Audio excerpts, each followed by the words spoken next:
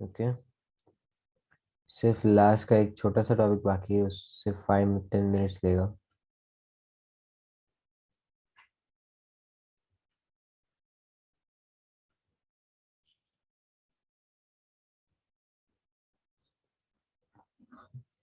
हाँ रिया, मतलब पेपर पे लिखना होता है, बट एट द एंड अगर आप कोड टाइप भी करके, for now you can type it out.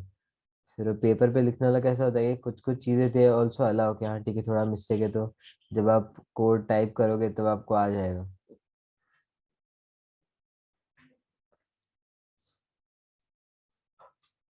Okay.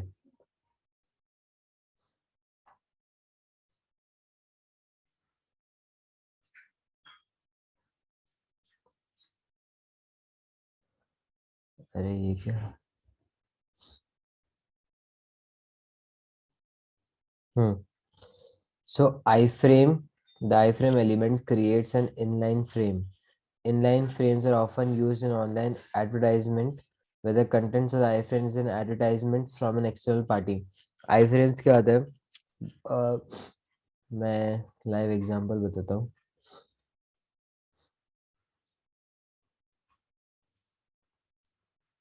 Okay, ठीक है, यहाँ पे हम कुछ सर्च करते हैं।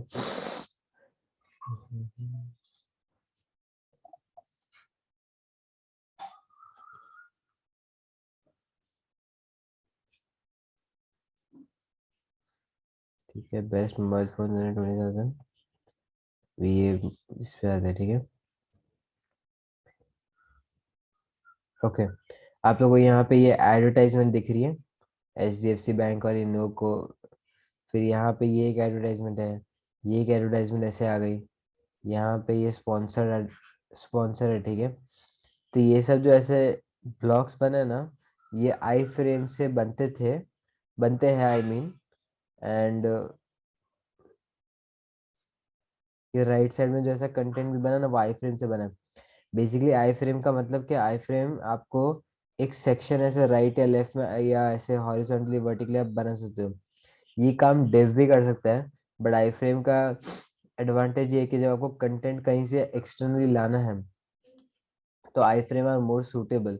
आज जब यूट्यूब का भी या गूगल मैप का भी, मैं आपको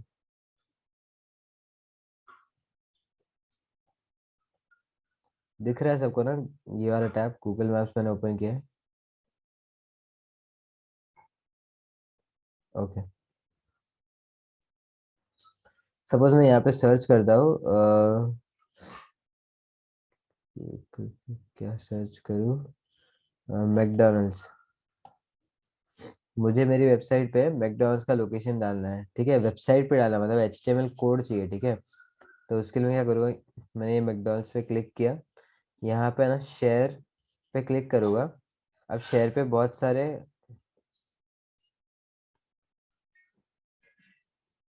शेयर पे देखो, एक तो है डायरेक्टली मैं कॉपी लिंक करूँ या फेसबुक या ट्विटर पे भेजूँ।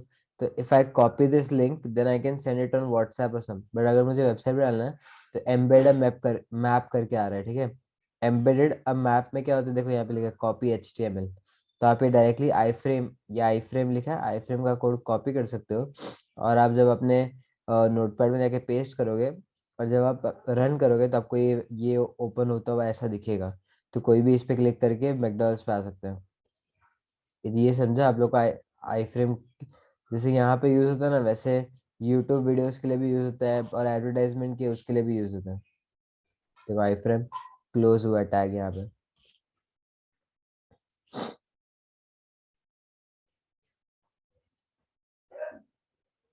समझा सबको आई फ्रेम का पर्पस। गूगल मैप्स में था, एडवर्टाइजमेंट में था, ठीक है। HTML5 allows the incorporation to be seamless, no scroll bars, borders, margin। वो डिपेंड करता है आपको, अगर राइट में स्क्रॉल बार चाहिए तो स्क्रॉल बार आएगा, बॉर्डर्स चाहिए तो बॉर्डर्स आएंगे, मार्जिन चाहिए तो मार्जिन आएंगे, नहीं चाहिए तो नहीं आएंगे। और आई फ्रेम के एट्रीब्यूट्स क्या होता है, SRC URL, मतलब सोर्स होगा, सोर्स में आपको URL डालना है, आपको कहाँ लेके जाना है। जो पॉपअप एड्स आते हैं वो आई फ्रेम नहीं यूज करते हैं, नहीं। पॉपअप एड्स का अलग कोड होता है, वो आई फ्रेम नहीं यूज करते।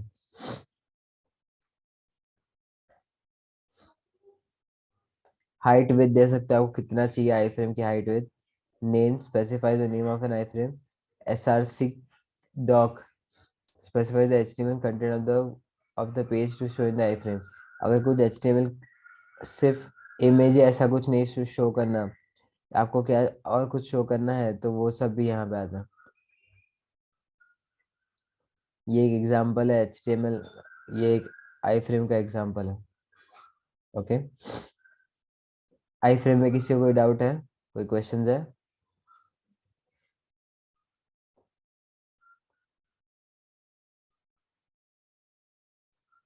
नो डाउट, ठीक है। नेक्स्ट है वेबसाइट होस्टिंग। तो अभी आपने HTML सीखा, CSS सीखा, जावास्क्रिप्ट सीखा, एडवांस जावास्क्रिप्ट सीखा, नाउ PHP सीखा, आपको अब इतनी सारी टूल्स आते हैं। तो अभी क्या करोगे, you would want to create your own website. ठीक है, आपने वेबसाइट क्रिएट कर ली, समझो अपने डैड के बिजनेस के लिए एक वेबसाइट क्रिएट की, आपकी मॉम का कोई बिजनेस है, या तो वो कुछ बेकरी चलाते हैं, तो आपने आपको बेकरी के लिए सिर्फ ऐसे नॉर्मली इंफॉर्मेशन के लिए वेबसाइट क्रिएट करना है, तो आप HTML लिखोगे, CSS लिखोगे, जावास्क्रिप्ट लिखोगे, सर्वर बनाओगे, समझो आपको PHP करना है। बट ये सब बनाने के बाद आप अपनी वेबसाइट सबको दिखाओगे कैसे? सब लोग www. कि मैया मॉम्स बेकरी वेबसाइट .com ऐसे करके कहीं तो आने चाहिए ना, मतलब ये URL रीच होना चाहिए ना। तो ये URL कैसे क्रिएट होता है, आपको अपनी वेबसाइट होस्ट करनी पड़ती है। ठीक है, और वेबसाइट होस्ट कैसे करते हैं, बहुत सारे मतलब बेसिकली एक तो ये होता है वेबसाइट होस्ट करने की टेक्निक, कि आप अपना खुद का सर्वर बनाओ। आपने सर्वर बनाना थोड़ा टफ होता है, मतलब इन द सेंस आपको ज़्यादा टेक्निकल नॉलेज चाहिए। या तो अगर आपको खुद का सर्वर नहीं बनाना है, तो आप किसी का सर्वर, हाँ, गूगल पे जाके, जैसे होस्टिंजर है, बिगरॉक है, नेम, और भी बहुत सारे वेंडर्स हैं, अब वहां जाके उनके सर्वर पे होस्ट कर सकते हो, जिसको हम वेबसाइट होस्टिंग कहते हैं। ठीक है, फर्स्ट ऑप्शन खुद का सर्वर बनाओ। आप एक PC लो, एक कंप्यूटर लो, उस पूरे कंप्यूटर को आप इसमें कन्वर्ट कर दो सर्वर में। अब सर्वर, अगर एक बार आपने किसी चीज को सर्वर बनाया ना, तो मेक श्योर करना पड़ता है कि वो 24 आवर्स चालू हो। क्यों? क्योंकि आपकी वेबसाइट को 24 आवर्स चालू रखना है, राइट? ऐसा नहीं है ना रात को 3 बजे बंद हो जाती है वेबसाइट। पता नहीं किसी को रात को 3 बजे कुछ खाने का मन हो या ऑर्डर करने का मन हो, भले आप डिलीवर सुबह करो, राइट? सो वो वेबसाइट 24 आवर्स चालू रहनी चाहिए। तो आपका जो PC है, आपका जो CPU सर्वर है, वो आपको ऐसे रखना पड़ेगा कि वो 24 घंटे चालू हो, 365 डेज चालू हो, वो कभी बंद नहीं होना चाहिए। अगर कभी भी बंद होता है, अगर आपकी लाइट जाती है, ये सब इश्यूज आपके आपके वहां पर है, तो आप अपना खुद का सर्वर नहीं चला सकते हो। क्योंकि फिर अगर जैसे ही आपका इलेक्ट्रिसिटी जाएगा, ठीक है चलो जनरेटर लगा सकते हो, ये वो चीज, बट बहुत सारा कॉस्ट हो जाता है फिर। तो उससे बेटर है, अगर आपकी वेबसाइट बहुत छोटी है, आपको कुछ कुछ ऐसे जस्ट नई नई वेबसाइट है, तो आप दूसरों किसी के सर्वर पे ही होस्ट कर सकते हो। बहुत सारे फ्री होस्टिंग सर्वर्स भी, अगर आपकी वेबसाइट बहुत छोटी है ना, तो एक लिमिटेड टाइम के वेबसाइट फ्री भी होस्ट होती है। Okay, so what is website hosting? Basic, but not just creating of a website not sufficient. One has to make the website available on the internet. These web pages are to be stored in web servers that are connected to the internet to be made available to others. Okay, what is web hosting? Web hosting is the service of providing space। तो आपका जो website है basically space लेता है, एक HTML CSS file की कुछ memory होती है KBs में, फिर आप इमेजेस जो स्टोर रखते हो या कुछ वीडियोस रखोगे, तो वो सब भी सर्वर स्पेस लेते हैं। The website is made available on the internet with the help of web hosting. What is web host? The companies that provide web hosting services are called web hosts. Web hosts manage and own and manage web servers. These web servers offer uninterrupted internet connectivity. Okay, एक हाँ मतलब आपका server internet से भी connected होना चाहिए, तभी जाके, अगर आपका इंटरनेट डाउन हो तो आपकी वेबसाइट भी डाउन होगी। ये जो वेब होस्टिंग वाले सर्वर रहते हैं, इनका इंटरनेट डाउन होता ही नहीं है। ये लोग बहुत सारे ऐसे इंफ्रास्ट्रक्चर क्रिएट करते हैं कि उनका, उनकी वजह से कोई भी अ, उनके ऊपर होस्टेड कोई भी वेबसाइट डाउन ना हो। Types of web hosting. Types of web hosting है shared hosting, free hosting and dedicated hosting. ठीक है, शेयर्ड होस्टिंग जहाँ पे आप नॉर्मली आप करोगे, जहाँ पे आपको कुछ भी ये नहीं करना, आप ज्यादा बड़ी वेबसाइट नहीं है, छोटी सी वेबसाइट है। एक मिनट।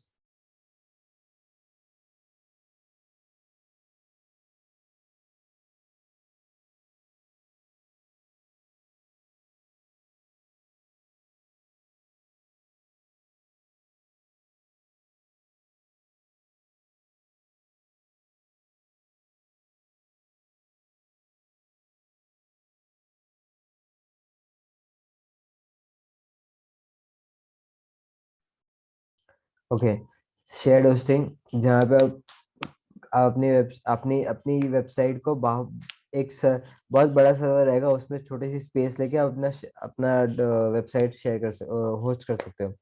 ठीक है। नेक्स्ट होता है फ्री होस्टिंग। फ्री होस्टिंग मतलब इसमें कोई चार्जेस नहीं है। ओके, बट ये जैसे मैंने कहा था कि वो एक लिमिटेड पीरियड ऑफ टाइम के लिए ही आपको अलाउ करते हो फ्री होस्टिंग। वो बेसिकली आप एक टेस्ट कर सकते हो, आप समझ सकते हो कि होस्टिंग कैसे होती है, इसलिए वो लोग एक फ्री फ्री होस्टिंग सर्विस देते हैं। नेक्स्ट है डेडिकेटेड होस्टिंग। डेडिकेटेड होस्टिंग ये पेड सर्वर्स होते हैं, बड़े सर्वर्स होते हैं। आपकी वेबसाइट अगर बहुत बड़ी जैसे अमेजोन है या फेसबुक है, इनके इनके खुद के सर्वर्स, डेडिकेटेड डेटा सेंटर्स होते हैं उनका डेटा स्टोर करने के लिए, क्योंकि उनकी बहुत बड़े, उनके यूजर्स मिलियंस एंड बिलियंस में जाते हैं। तो एक टाइम पे उनके एक सर्वर नहीं, उनके अलग अलग सर्वर्स होते हैं जिन पे जैसे अगर इंडिया है तो इंडिया के अलग सर्वर्स रहेंगे उनके पास, यूएस के अलग सर्वर्स रहेंगे जो, तो क्या बोलते हैं, जो ये है क्या, जो ट्रैफिक है वो डिवाइड हो जाता है। तो इंडिया के लोग एटलीस्ट इंडिया के सर्वर पर रहेंगे, अगर वो भी यूएस के सर्वर को पिंग करेंगे, ping in the sense request भेजेंगे कि वेबसाइट लोड करके दो, फेसबुक लोड करके दो, तो बहुत ज़्यादा ट्रैफिक हो जाएगा और वो सर्वर क्रैश हो जाएगा। सर्वर क्रैश होने का मतलब कि उस पर ओवरलोड हो रहा है वैसा। ओके। फिर नोट में लिखा है कि आप खुद का सर्वर चालू कर सकते हो, खुद का सर्वर स्पेस अपन हम बना सकते हैं, बट वो बहुत एक्सपेंसिव है। जैसे मैंने कहा कि आपको जनरेटर लेना पड़ेगा, आपको वाईफाई ऐसा लेना पड़ेगा, इंटरनेट की लाइन ऐसी लेनी पड़ेगी जो कोई बंद ना हो, वरना फिर of course it creates bad user experience for your clients, जो लोग देख रहे हैं आपकी क्या बोलते हैं, वेबसाइट। ओके। ये ये सब टेक्निक से अगर आपको अपनी वेबसाइट होस्ट करनी है तो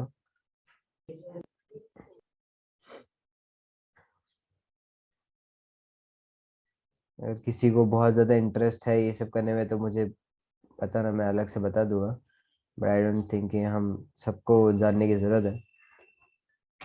अब डायरेक्ट एसओपी पे आते हैं।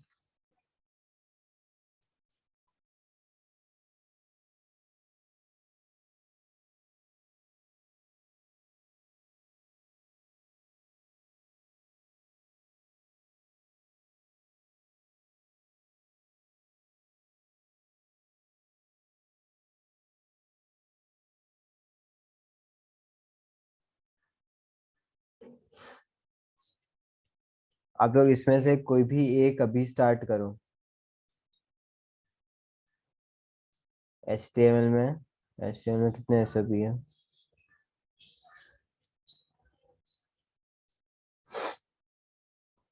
8 एसओपीज है।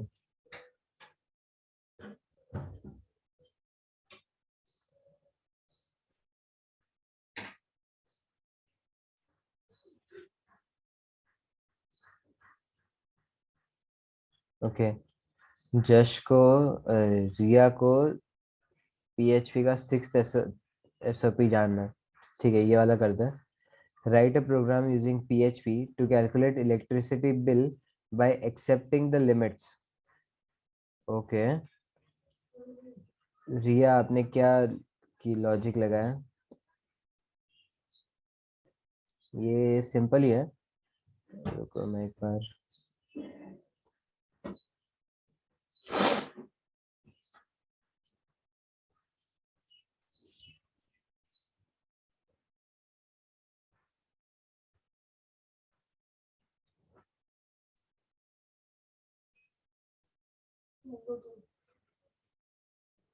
हाँ, इफ एल्स से होगा जस्ट, मैं एक बार।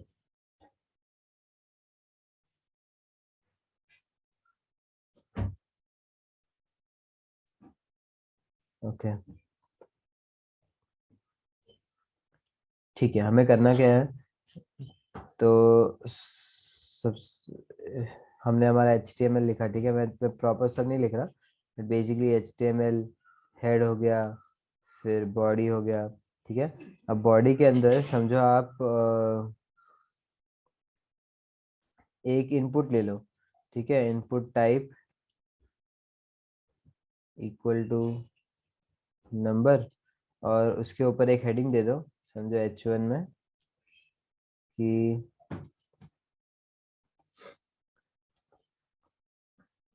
Enter your used units. तो समझो उसने एंटर किया कि उसके 400 यूनिट्स यू है, ठीक है। अब आप अपने PHP में क्या लिखोगे, पहले तो सबसे पहले जो इनपुट का नेम होगा कुछ, name is equal two units, ठीक है। तो आप क्या करोगे, सबसे पहले PHP में जो यूनिट्स है उसको फेच करोगे। वो कैसे करोगे, एक वेरिएबल बनाना, dollar units is equal to, ये जो इनपुट है ना उसकी वैल्यू लेनी पड़ेगी, तो यूनिट्स डॉट वैल्यू ऐसे करके शायद एक सिंटैक्स है, सिंटैक्स एक बार प्रॉपर देख लेना।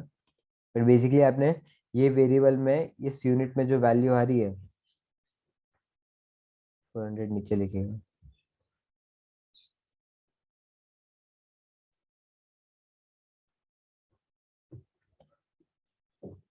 Okay, units dot value and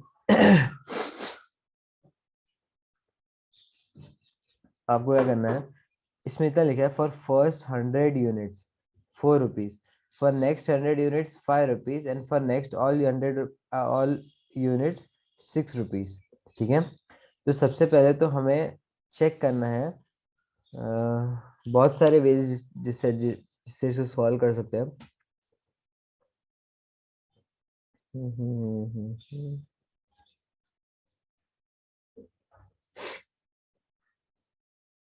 okay, एक हम ऐसा रखते हैं कि इफ लिखेंगे, इफ जो यूनिट सेंटर की है, ठीक है, तो if dollar units less than और इक्वल टू 100, अगर ये केस है कि वो लेस देन और इक्वल टू 100 है, तो डायरेक्टली हम एक वेरिएबल डिक्लेयर करेंगे, डॉलर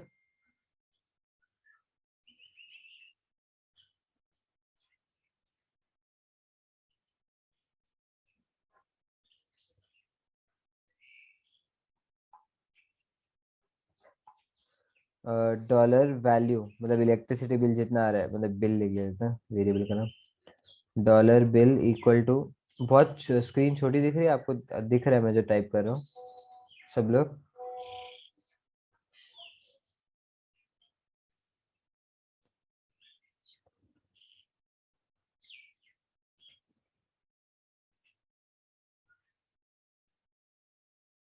एक minute.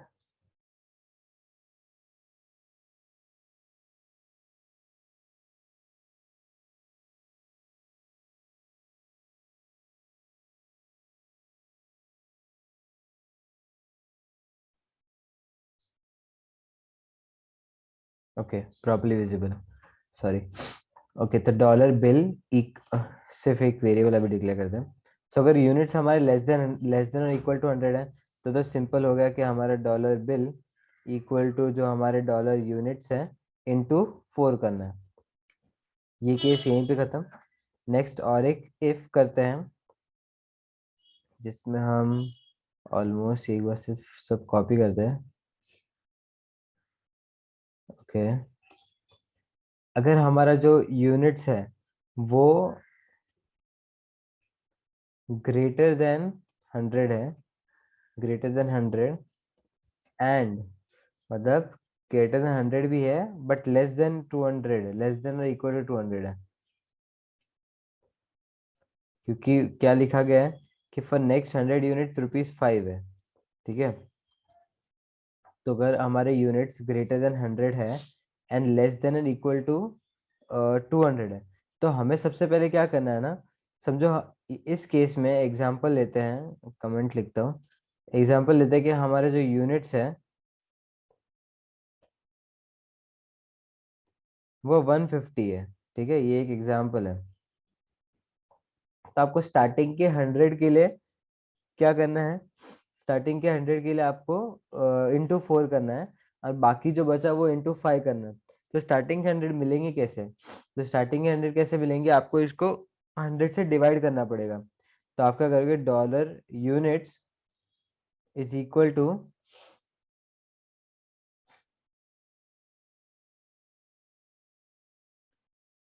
Dollar dollar units modulus 100।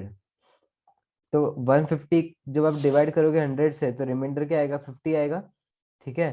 तो ये जो अभी डॉलर यूनिट्स है उसमें 50 स्टोर हो गए। तो आपको बेसिकली क्या करना है, dollar units is equal to, अभी डॉलर यूनिट्स में बेसिकली 50 स्टोर है, तो डॉलर यूनिट्स इंटू 5 रुपीज, क्योंकि अभी हर एक यूनिट जो 50 का चार्ज हुआ है वो 5 रुपीज पे, तो डॉलर यूनिट नहीं, सॉरी डॉलर बिल आएगा को, अभी बिल में स्टोर करें ना, हाँ। तो डॉलर यूनिट्स इंटू 5, बट आपको 100 रुपीज वाला भी तो लेना है, तो आप डायरेक्टली यहाँ पे 100 इंटू 4, मतलब डायरेक्टली 400 ऐड कर सकते हैं, क्योंकि आपको पता है कि अभी यूनिट्स में सिर्फ 50 है। तो 50 इंटू 5 प्लस आपको जो बचा वो 100 ही बचा था, तो 100 इंटू 4। ये लॉजिक समझ रहा है सबको, कि कोई डाउट आ रहा है? हाँ, रिया, जश, मीरल, भव्य बोल रहा है रिपीट करूँ? भव्य बोल रही है, आई गेस। हाँ, मैं रिपीट करता हूँ। हमारे पास दो चीज़ है, ठीक है। एक लेस देन, मैं ब्रेक डाउन कर रहा हूँ हमारे जो यूनिट्स इनपुट दे रहा है। समझो आपका इलेक्ट्रिसिटी बिल 98 आया, ठीक है। तो वो इफ, ये वाले इफ स्टेटमेंट में चला जाएगा, और आपका डायरेक्टली बिल कितना आएगा, 98 इंटू 4, ईजी इनफ, क्योंकि आपका पर यूनिट 4 रुपीज चार्ज हो रहा है। बट अगर आपका बिल 170 आया, तो अगर आपका बिल 170 आया तो वो इस इफ वाले स्टेटमेंट में चला जाएगा। ओके। अब इसमें जाके होना क्या है उसे, आपको क्या करना है कि 170 में से 100 का पार्ट निकाल देना है, क्योंकि 100 यूनिट्स तक तो 4 का ही है, मतलब वो डायरेक्टली 400 होता है। बट उसके ऊपर जितना भी है अप एंड अबव 170 यूनिट्स है, 70 units would be charge into 5, 70 into 5 होगा। तो मैंने क्या किया है, मैंने वो 70 को पहले फेच कर लिया। बाय जब मॉड्यूलस 100 किया मैंने, तो मुझे आंसर 70 आता है, उस 70 इंटू 5 प्लस 400 कर लिया। ये समझा अभी सबको? यस पार्थ। अब एक लास्ट सिनेरियो बचता है, जहां पर 200 से ऊपर है, ठीक है। तो 200 से ऊपर के केस में हम क्या करेंगे, डायरेक्टली एल्स भी लिख सकते हैं, क्योंकि अभी वही केस बचा है। तो एल्स,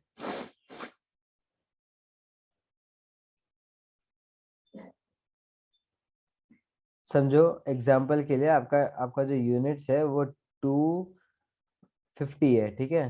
तो 250 है, तो आपको क्या करना है, आपको dollar units equal to dollar units modulus 200 करना है। अब मैं इसका रीजन बताता हूँ, सेम लॉजिक जो हमने ऊपर लगा ना वो सेम लॉजिक होगा। अभी आपके डॉलर यूनिट्स में क्या स्टोर होगा, समझिए 260 है, तो आपके डॉलर यूनिट्स में 60 स्टोर होगा। तो आपको 60 इंटू, आपका जो डॉलर बिल होगा equal to dollar units into 6 करना है, और प्लस क्या करना है, अभी आपको पता है कि जो बचा क्या है, 200 बचा है। तो आप बेसिकली 100 इंटू 4 करोगे, और प्लस 200, अरे वापस और एक 100 इंटू 5 करोगे। ये सबको समझा क्या किया मैंने? तो आपका टोटल बिल इजीली ऐसे कैलकुलेट हो जाएगा। सिंपल लॉजिक था जो इफ से हो जाता। ऑफ कोर्स मॉड्यूलस वाली चीज शायद आपको इतना नहीं जल्दी स्ट्राइक होती, बट यस, ऐसे ऐसे भी क्वेश्चन बहुत इंटरेस्टिंग है, तो करो सब लोग, तो ये सब आएगा आप लोग को। और कोई क्वेश्चन में डाउट है?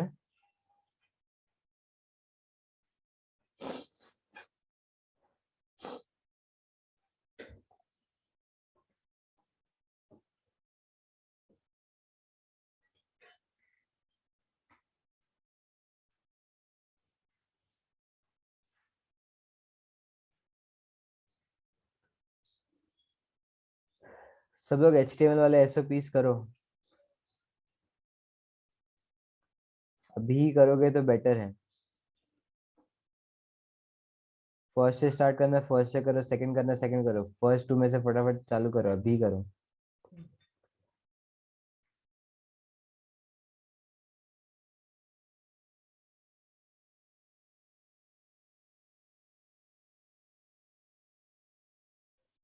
5 मिनट्स लेके SOP 1 कंप्लीट करो फटाफट सब लोग।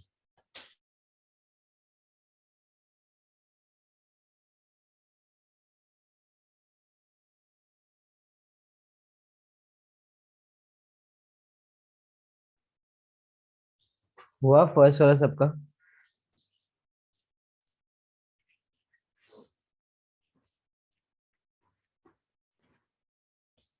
रिया आपका तो हो गया ना सब?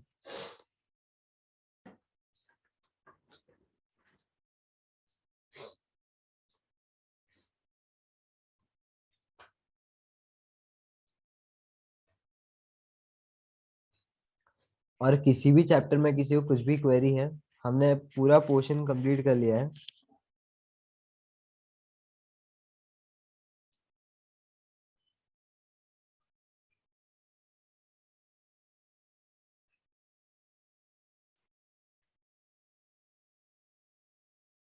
आपने क्या फर्स्ट ट्राई किया रिया?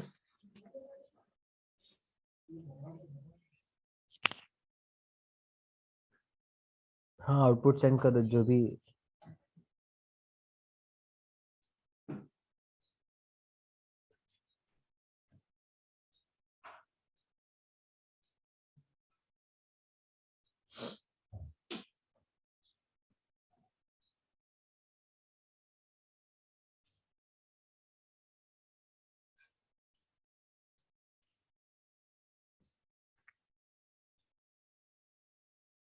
ओके रिया सेंड करो। बाकी लोग ट्राई भी कर रहे हैं कि नहीं? अब नेक्स्ट लेक्चर में ना SOP, नेक्स्ट लेक्चर तो SOP कंप्लीट कर दो। हम एक बार पेपर पैटर्न एंड बाकी जो क्वेश्चंस होंगे ना वो थोड़ा डिस्कस करेंगे। तो प्लीज आप लोग थोड़ा, ये वीकेंड तक मोस्टली IT सब खत्म कर देंगे।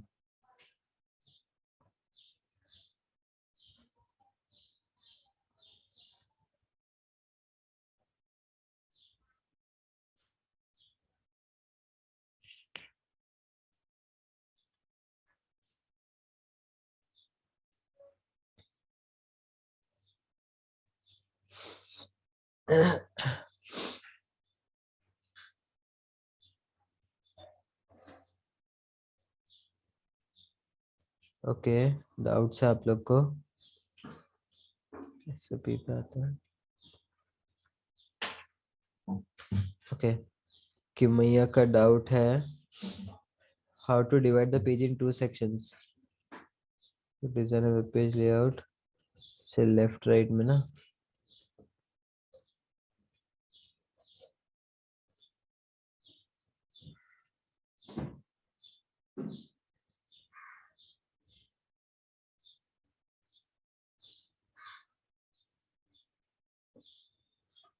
आप फ्लोट यूज कर सकते हो। यस के माई यस राइट। आपने भी वही क्वेश्चन पूछा। फ्लोट यूज कर सकते हो। आपको क्या करना रहेगा ना, आपको सिटी और पुणे, ये जो 1 to 4 है, फिर टूरिस्ट प्लेस मुंबई, फिर जो अनऑर्डर्ड लिस्ट है, ठीक है, ये सबको एक सेक्शन में डाल देना। इस लेफ्ट वाले को एक सेक्शन में डालना, राइट वाले को एक सेक्शन में डालना, फिर लेफ्ट में जाके वहां पे इनलाइन स्टाइल फ्लोट लेफ्ट लिख दो, और ये तो अपने आप फिर राइट हो जाएगा। फिर आप बॉर्डर दे सकते हो, तो बॉर्डर ऐसे आ जाएगा सबके अराउंड। ओके कि मैं यहाँ, नेक्स्ट एक रिया ने भेजा है, using any four CSS properties write a code to create a page where।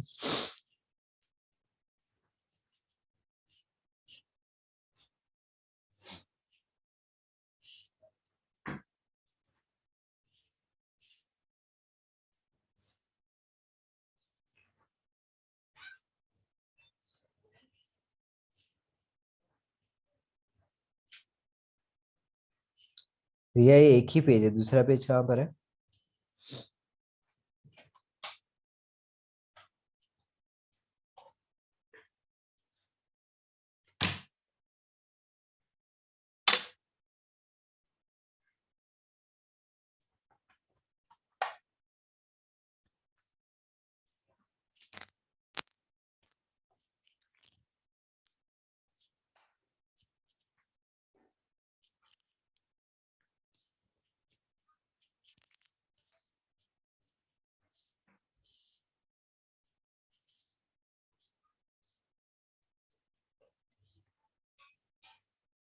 Okay रिया, हर्षदीप ने भेजा है। ये सब लोग ई कॉमर्स क्यों कर रहे हैं?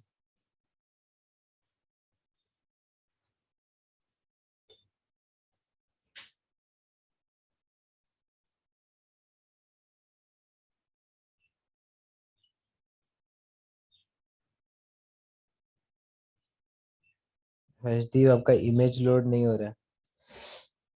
पर मेरा क्वेश्चन है कि सब लोग ई कॉमर्स क्यों कर रहे हैं, अलग अलग वेबसाइट क्यों नहीं बना रहे? ठीक है, कॉलेज में करवाया वही कोड कॉपी पेस्ट कर रहे हो।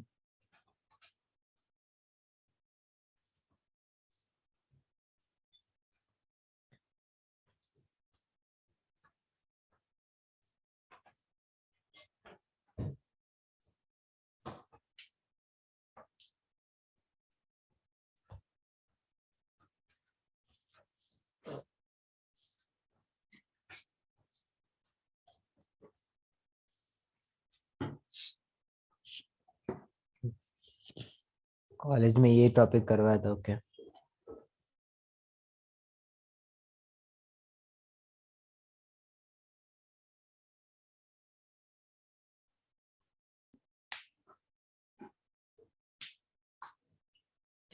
सबमिट बटन भी बना, फॉर्म में सबमिट बटन बनाया ना आप लोग ने?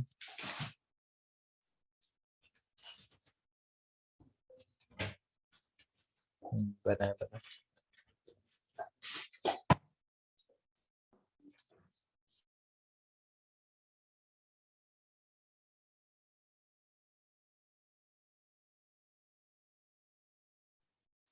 ओके एवरीवन, आप लोग ट्राई करो, ठीक है।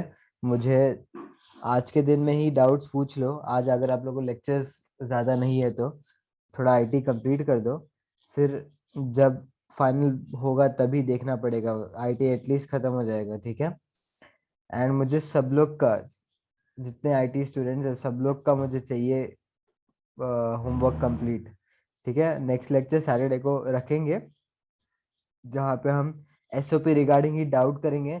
मैं कुछ क्वेश्चंस पूछूंगा आप लोगों को, तो हम क्वेश्चन सॉल्व करेंगे, थोड़े और प्रैक्टिस करेंगे, ठीक है।